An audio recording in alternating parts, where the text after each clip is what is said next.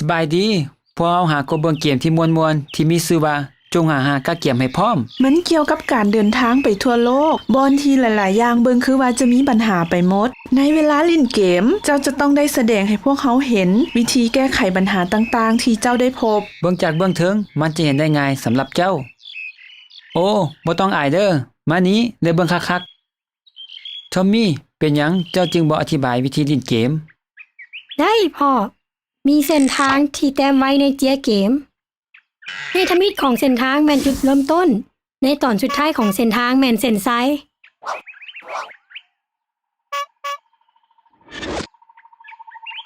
เส้นทางถูกแบ่งออกเป็นส่วงๆและตามเพียรของผู้เล่นจะต้องบอกจำนวนส่วงที่จะเดินทาง1 2 3 4 5เจ้าจะชนะเกมได้โดยเป็นผู้ทำอิฐที่ออกจากจุดเริ่มต้นไปจนถึงเส้นไซผู้ลิ่น1 คนลิ่นกงตามเวลาคันสั้นเฮาสิตกลงกันแนวใดว่ามีจักช่วงที่แต่ละคนต้องเดินทางโอ้นี่แม่นความคิดอีกอันหนึ่งเอาเจี้ยแผ่นหนึ่งขึ้นมาและแต้มรูปเป็นวงมนแบ่งรูปวงมนออกเป็น5ส่วนแต่ละส่วนให้หมายเลขใส่นำใส่สิ่งของบางอย่างเช่นเข็มมุดเสียบใส่กลางวงมนรับประกันว่าให้มันสามารถปีนได้เมื่อฮอดเพียนเจ้าให้หมุนเข็มและบ่อนใดที่เข็มยุดนั่นแม่นจำนวนส่วงที่เจ้าจะย้ายให้เลือกผู้ที่มีนัมเบอร์สูงสุดเป็นผู้เริ่มลิ่นก่อนเจ้ามีวิธีเลือกนัมเบอร์แบบอื่นบ่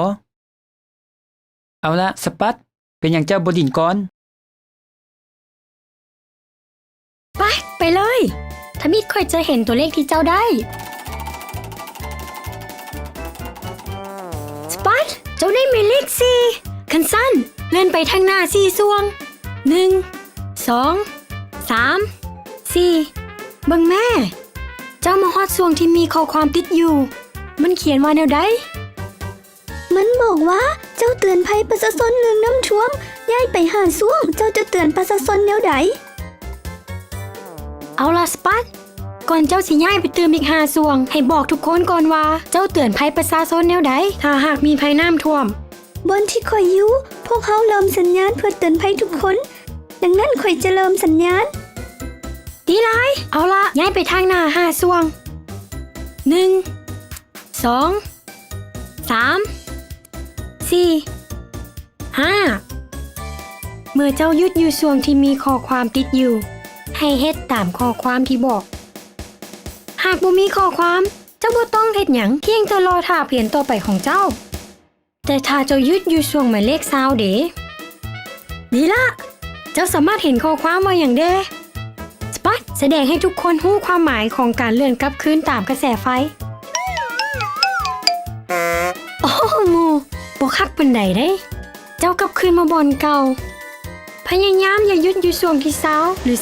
33พอเจ้าจะได้เลื่อนกลับคืนตามคืนเพราะเท่านั้นเจ้าต้องรู้เรื่องภัยพิบัติทุกอย่างเพื่อจบเกมนี้โชคดีและจงดิ้นให้มนต์ซื่นเด้อ